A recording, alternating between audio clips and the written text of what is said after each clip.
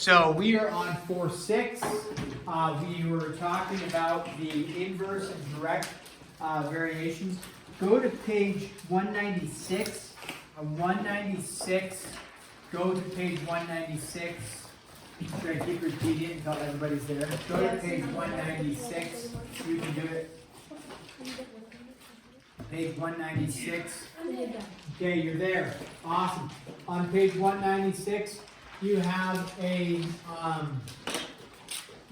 little chart there about direct variation and inverse variation. I'm not going to read you the whole chart. This is on 4.6, direct and inverse variation. So on page 196, they have this direct variation and inverse variation. Right, you're looking at that, and they have several things about that. And then they have here, they have a graph like that, and then here they have a graph like this, okay? And they have some description of that. So familiarize yourself with some of that on there, and then we will discuss some of that as we look at some of the homework. So that's a useful page. There's two equations that we talked about with direct variation and inverse, and those ones were like y is equal to kx, or the book has it as y over x is equal to k, that's direct. And then the other one was xy equals k, like that. So in direct variation, it is the division of the variables, and then k is a constant. In inverse, it's the multiplication of the variables where k is a constant on that, okay? So let's do some examples.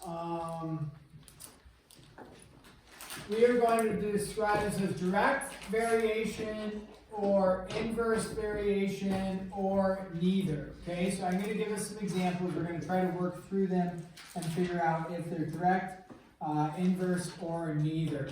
So if I have a is equal to 2b, like this, okay? So if you're given some sort of equation like a is equal to 2b, the question is, does this fall into direct variation, inverse variation, or neither, okay? So what they want you to look at is, they want you to look at, we have two variables, a and b. Now, a and b are not the same as x and y, but that's okay in the sense of it's just two variables. So they don't have to be x and y, it can be a and b. The same way if we were to draw a graph like this, usually we say x and y, but it doesn't have to be variable x and variable y. No, it can be a and b is fine to do as well. So a and b, don't let that throw you off. The question is, does it look like a direct variation or an inverse variation? Well, when we look up here, what number do you see? What numerical? 2. So 2 would be a constant in there. 2 doesn't change. What a and b are could change, but meaning if a was 7, or you can make it 6, or you can make it 3, or something like that.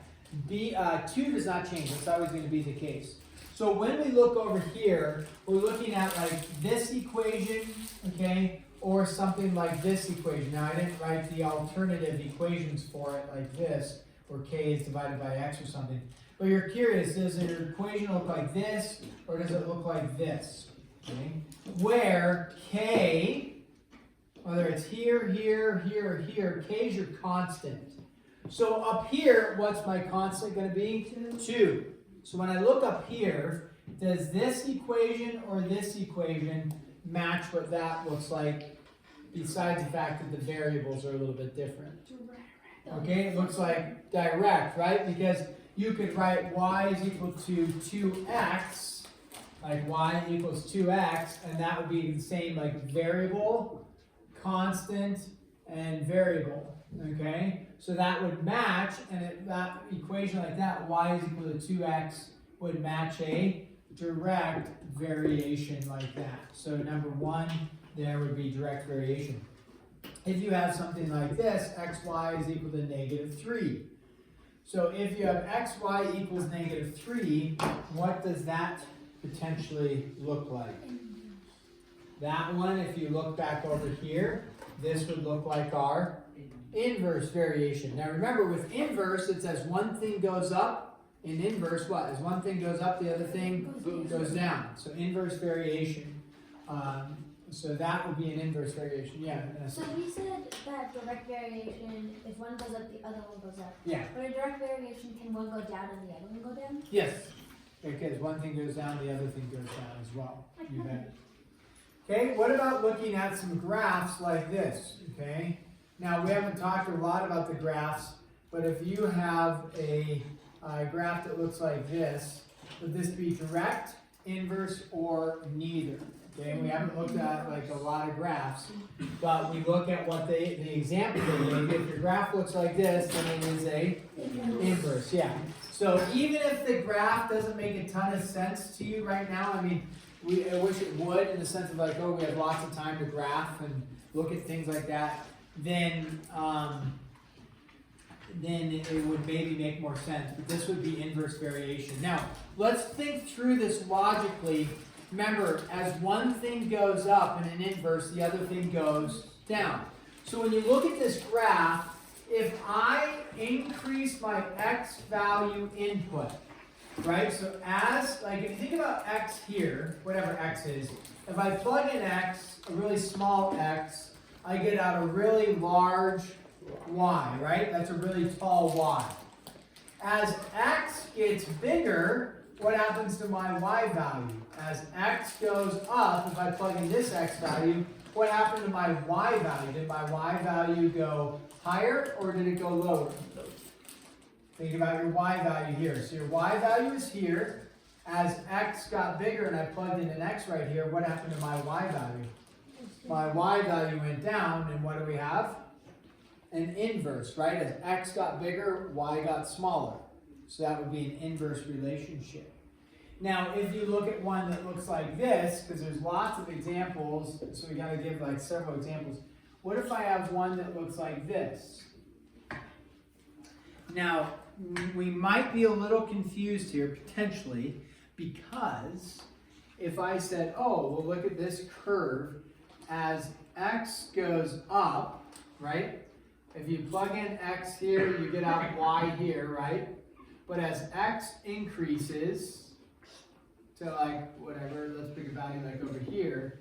As x increases there, so x increased, but then I come up here, what happened to my y value? My y value is here, what happened to my y value? It increased. It increased. Now, the tricky part is you might say, oh, as x increases, y increases. So you might say that is direct. However, it breaks, okay, direct variation. I can't go into all the details, we just don't have time. But understand, direct variation is going to give us a line. That's one thing to remember. Direct variation gives us a line. And the reason for that is with direct variation and the constant of proportionality, it's like a slope of our line stays the same. Is this a line that is formed over here on number 4?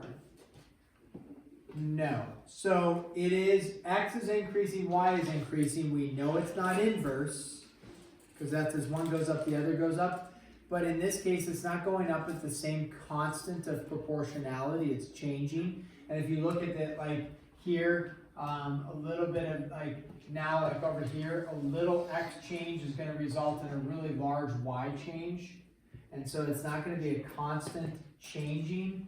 So this one actually is a neither. And if you're if it's confusing, just tell yourself if it is not a line, because it's a curve, it is not direct. So then the question is it inverse? And it's not inverse because x increases, y increases, therefore it's neither. So if it is direct, it has to be a line. Now, the issue is are all lines going to be directly related? And the answer is no, and I'll show you an example. Okay, if I have this example here, this line, I think that kind of looks like a line, maybe I should do it in red. Okay, all direct variations, okay, so another little piece of information on this, which if you look at that chart, they give you this. All direct variations go through the origin. We know where the origin is? Do we know where the origin is? Right here, 0, 0. Okay. If the line doesn't go through the origin, it is not a direct variation. So a direct variation will always go through the origin. Does this go through the origin? No. So then it is a neither.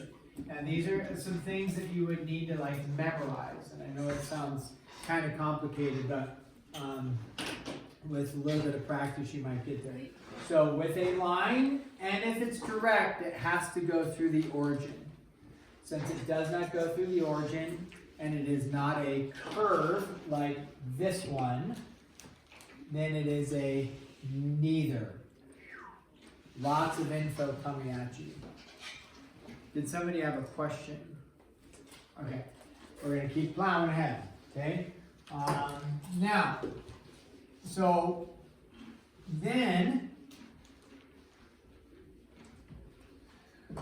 new question, find the constant of variation. Find the constant of variation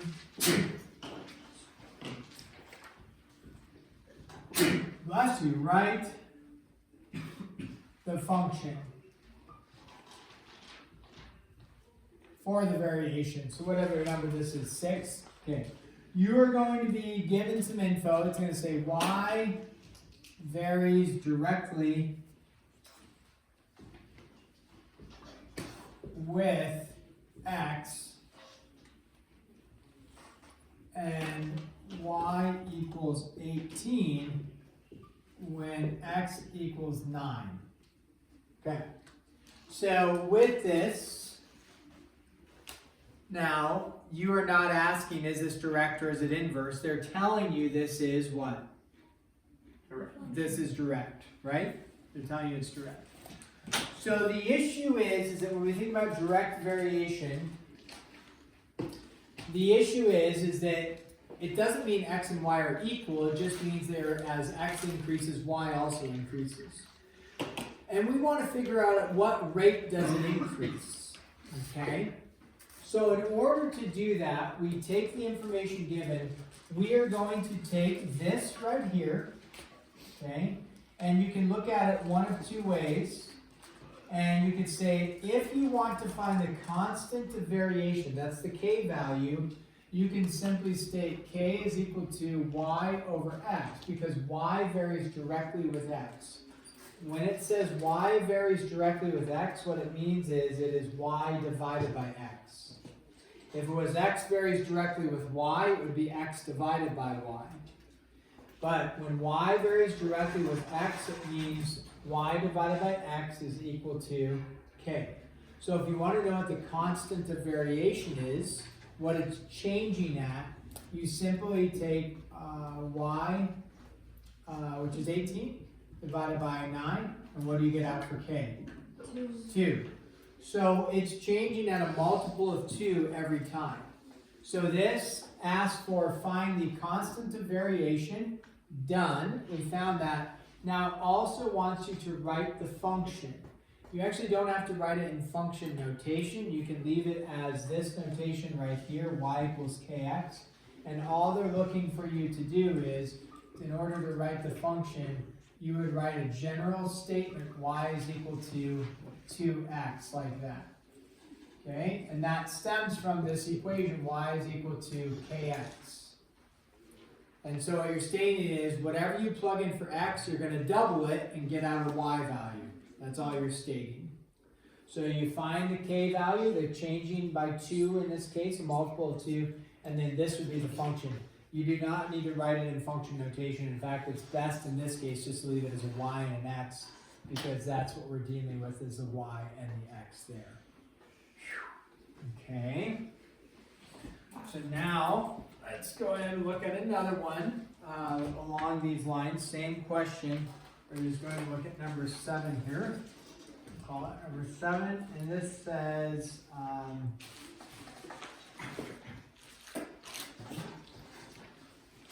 R is inversely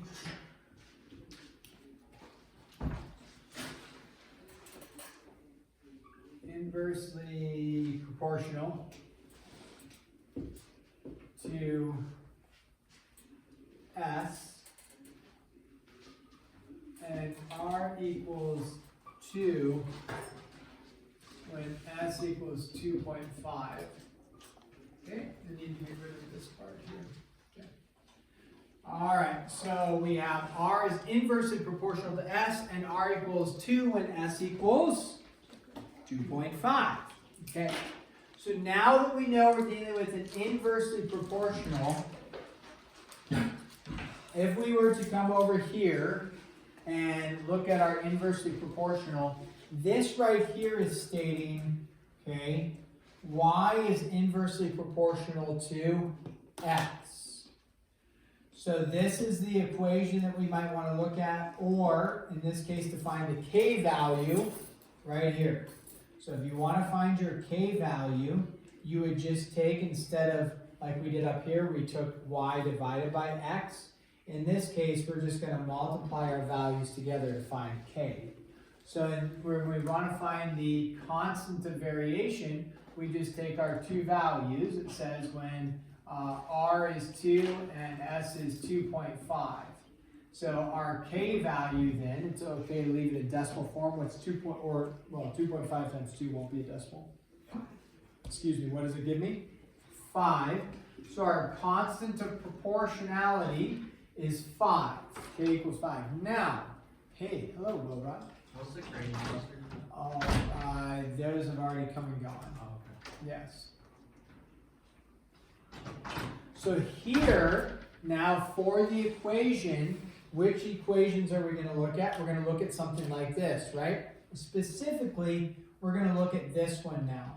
We already know what k is, so when we go to write this equation, we just stated k is 5, and then the question is it, we're not using y and x, correct? Because y and x are the variables for here. What variables are we using? R and s. So is it R and s, or is it s and r? Okay. Well, since it says r is inversely proportional to s, r is going to be by itself, s is going to be on the other side. So that's the way we want it to look. This would be read as s is inversely proportional to r. This is read as r is inversely proportional to s. So this is the route we would want to go. Whew! System overload on a Monday? Yeah. Yeah, good. I love Monday. Okay, Monday. You love my. Or do you liar? Hey, Because I love school. this is the day the Lord has made. I have nothing Okay. to do on the weekends, so I just like school because I get to do stuff. Okay, so direct / inverse again / neither. Okay, that's the question. Then we're going to have to do this. Okay. Write the function. Then we're going to graph in the first quadrant. Okay, we're going to graph only the first quadrant.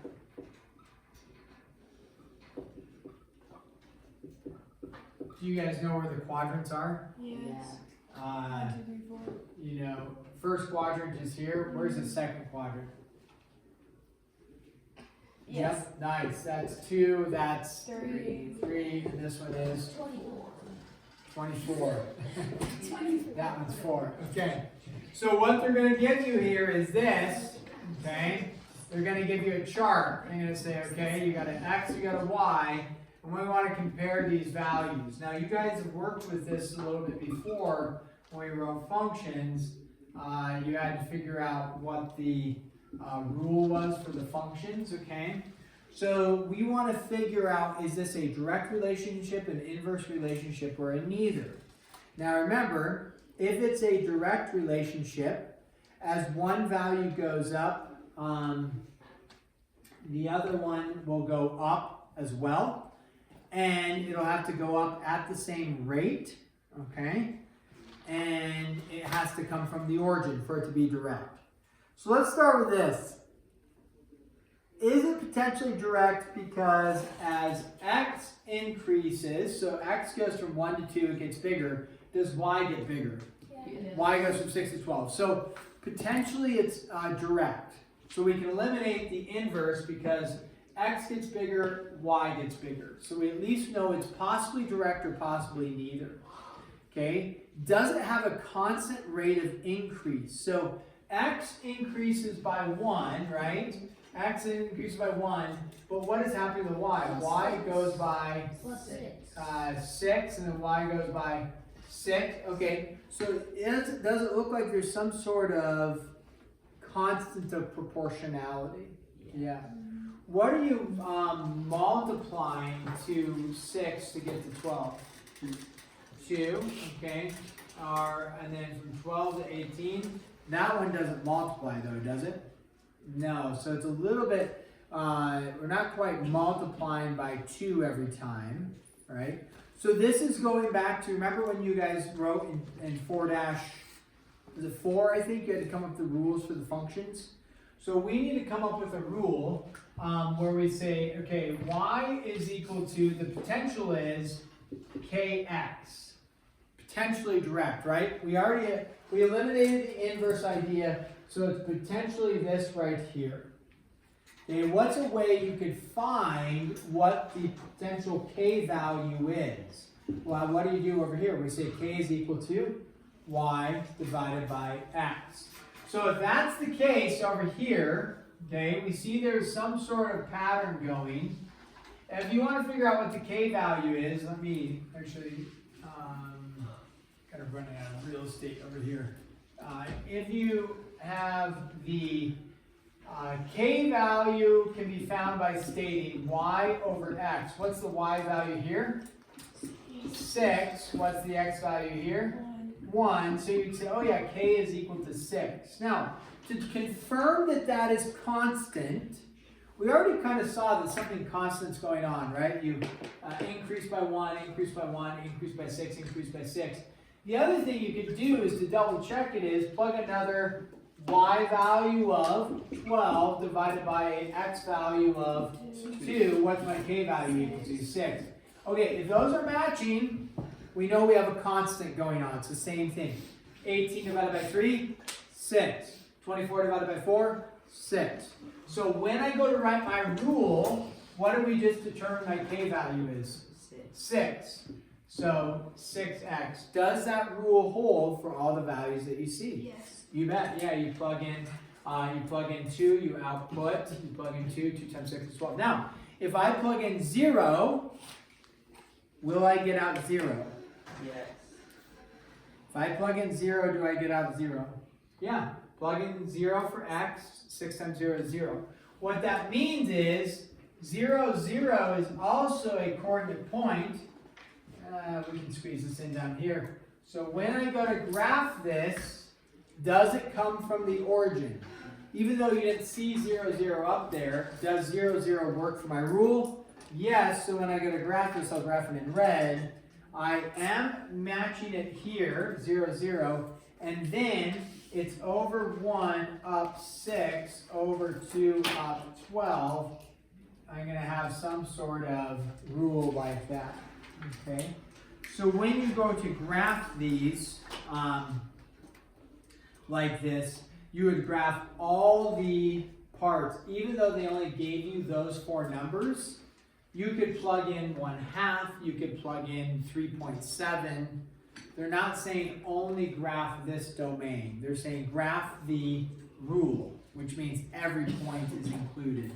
Starting in the first quadrant, that's 0, 0, and going up from there. Okay? Questions on like that one? Okay, let's do another one. Probably we just did a direct one. Let's see if we can find one that is maybe an inverse or a neither, so as to generate a little different look here.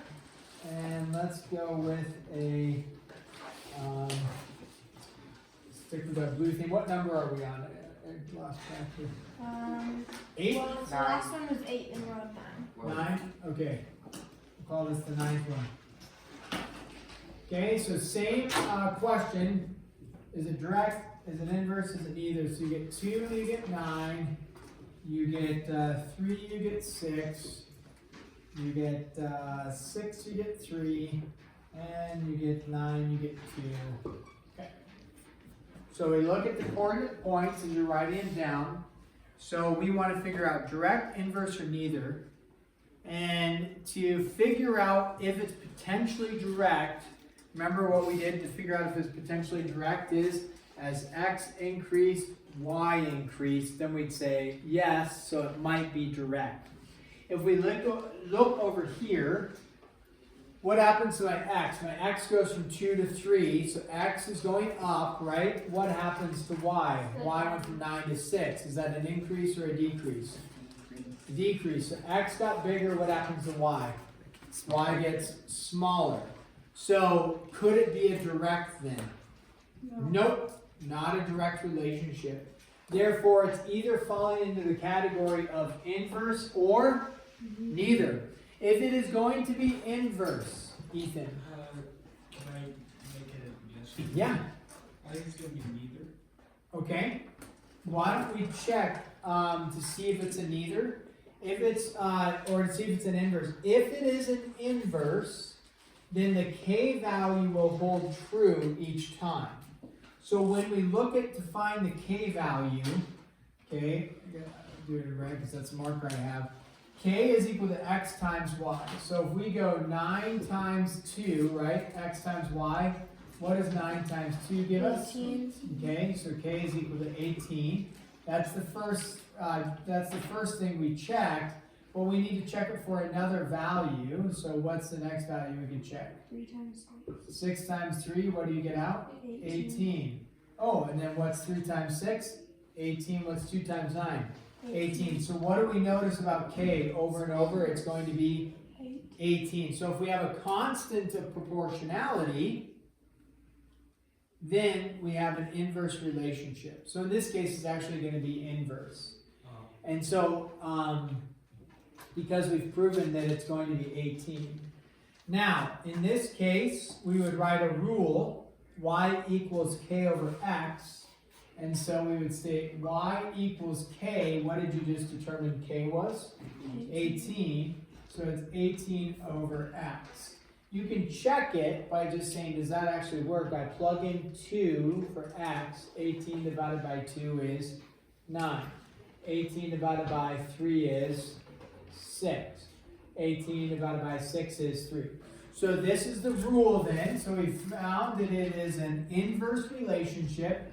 Inverse variation, I should say, and then we found my rule, and then now we go ahead and graph it. Now, graphing these, are inverse relationships going to form lines? Do inverse relationships form lines? No, they're going to form some sort of curve.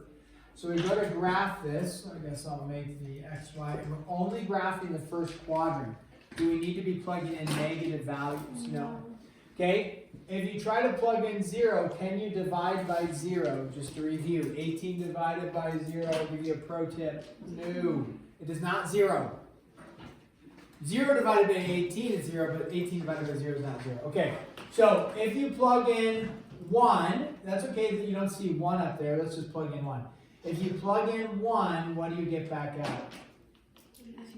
18, a really large value, right? Or I mean, larger value. If you plug in 2, you already know what you get back out. What do you get back out? 9. Okay, so whatever here. And then you plug in 3, what do you get back out? 6. So we're getting something out here. Plug in 6, 3, 4, 5, 6. What do you get back out? 3. And then you plug in 9. Yeah, 7, 8, 9 to get out 2. What is this graph going to look like? It's going to look like an inverse relationship. It will not be a line, it will be some sort of curve. If this is on a test, some sort of general look to it is going to be fine. It does not have to be this perfect shaped curve and, this perfect analysis. It can be some sort, like this would be acceptable.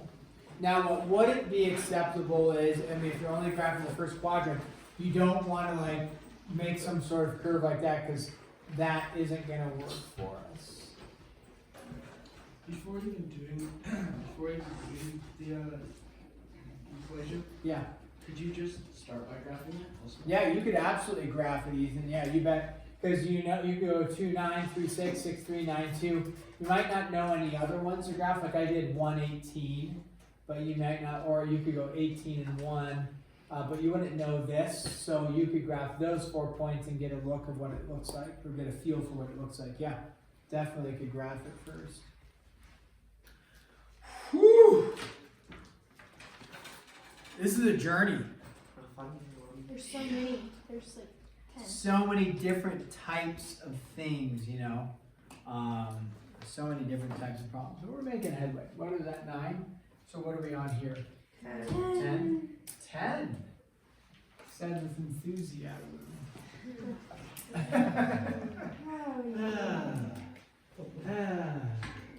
Okay, if it's a neither, by the way, just erase that. If this is a neither, you wouldn't have anything. There would be no rule for it, and you wouldn't graph anything, right? So just as that. Let's try one more like this. See if we can get a little pulse of what's going on. 1 to 2, and 2 to 3, and 3 to 4, and it was 4 to 5. And nothing on that one. Okay. All right. So inverse, direct, or neither. How do we quickly analyze if it's possibly direct? What do we do to see if it is it even a possibility for it to be direct? Yes, one goes up, the other one goes up. 1 goes to 2, 2 goes to 3, 2 goes to 3, 3 goes to 4. Is it possibly a direct? Yes. Yes.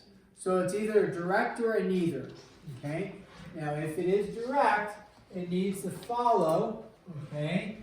It needs to follow where your constant of proportionality is the same. So k is equal to y over x.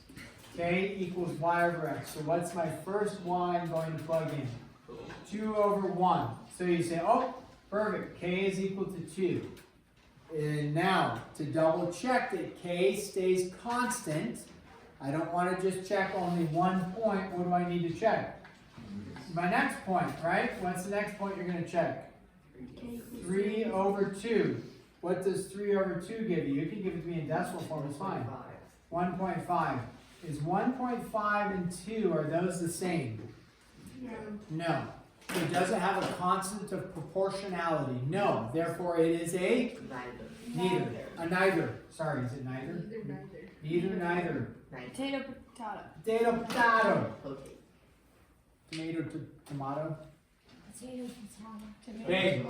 If the constant doesn't ring true, like this, then it is a neither, a neither, a that. We'll leave it there. Same thing. Okay, Abby, we understand. I'm not. Okay, number 11. You guys are doing great. Are you? I mean, Yeah, we're I doing just see amazing. that. Actually, I'm understanding, kind of. Yeah. It's a Monday. It's a Monday. It's definitely a Monday.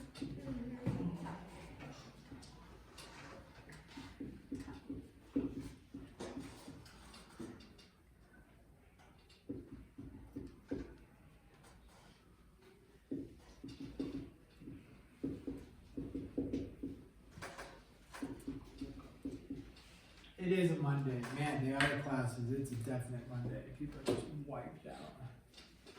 What do you guys do this weekend? Watch the Broncos Oh, game. wow. Watch it from Watch Bonet. Okay, woken up at 12 o'clock by our dog.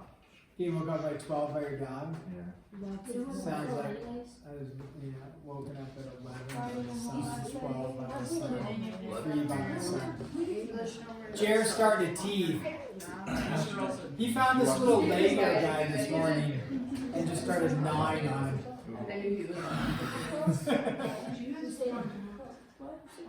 Do you guys realize like teething, the teething process is you have this like tooth, like this, right? It's this bone that's like protruding through your skin, and it's like growing and like growing through your skin. Does that sound awful? Yeah, and I don't like I talking. feel so bad for little kids. Yeah, so like when they teeth, it's like, ow. What it doesn't even hurt, like when you lose a tooth and you're growing a new one, you don't even feel Well, it. because they're trying to hold it. It's already been established. There's Right. this disease where Oh, right. your bones. Okay, we're gonna hear from Bonix Jr. over here. I watched the steal, but everybody doubted. Score 4 touchdowns and score 30 points. Big I deal. wasn't doubting that. Okay, here we go. So we want to find the missing value. We want to find what is y when x is 10. Now they tell you it's inversely proportional. So that immediately tells you y is inversely proportional to x. That's the equation we're going to end up using. What they're asking for is, if you look at this, find y when x is 10. The issue we're running into is we're saying what is y when x is 10, right? What is y? What is y? Unknown. X is 10. The issue is I don't know what k. Y, it says that y is 0.25. When x is what? 4. So I need to find out what k is so that I can find y when x is 10. So how do I find k? I've already been doing this. So what do you do with the 2.5? Like 0.25? So you look at this piece of information right here. We know it's inversely proportional. Can I find k? Can I find k right there? Yes. Yeah, what's k? You do 4 times whatever, 0.25. Yeah. Oh, 4 I times was right. 0.25. What's That's 4 not times awesome. 0.25? Math. One. Oh, that's awesome. Math and Jesus. Math. I just got that right. Right. That's not right. Oh, Great. man. Not for Monday. It's 0.25. You guys ever do that at the, maybe you don't pay with cash a bunch, but I was buying like a sticker somewhere. It was like $3 and, or $4.12. So I handed the guy a 5, plus I gave him like 12 cents. Okay, that's what my dad So that I does. can get the dollar back. Oh, yeah. But the guy looks at it and he's like, because I'm paying him a $5 bill plus 12 cents, but it's only $4.12. And he was like looking at the money like, why would you give me extra? And so I was like, oh, well, if I give you $5.12 and it costs $4.12, then I get the dollar back. That's what my dad does. And the guy just looks at me and goes, right, math. You could be like, I'm a math teacher. That's what I'm gonna do when I grow up. I did do that one time at the donut shop in the airport. I handed the lady the money and she was just like panicking. She actually started crying. I started tearing up. She was so stressed about trying to figure out. And I go, oh, it's okay. Math is hard. I said, you just need to give me like whatever it was, $2 back. And she was like, okay. And I said, well, you should do the math. Don't just believe me. She's just like, I gave you a 5. You owe me 400. That's how math works. So. Okay, so what are we plugging for k? 1. 1. And so y would equal to 1 over 10. Sorry about the colors. There you go. Y is 1/10. If you want to write it as 0.1 because they gave you decimals, you could. If you want to write it as 1/10, you can do that as well. Okay, here's the dealio. The dealio is what is due tomorrow. Well, what was due today? 4, 5. We did not grade it. We ran out of time. So tomorrow, technically, 6 is due as well. What I want to do though is 4, 6. I want to. We may do like one story problem or something from it tomorrow, but we're going to go on to 4, 7 as well. But I want to make sure you have enough time to like try some problems and get some help if you need to. So 4, 6. Better write this up here. Tuesday. What is due? Well, 4, 5 was due today, but we're going to grade it tomorrow. So technically, we're just grading it, but we can call it due. I'm going to say Wednesday 4, 6 is due. I don't think 4, 7 will be due because I'm going to teach 4, 7 tomorrow. I may make that due Thursday along with the test possibly.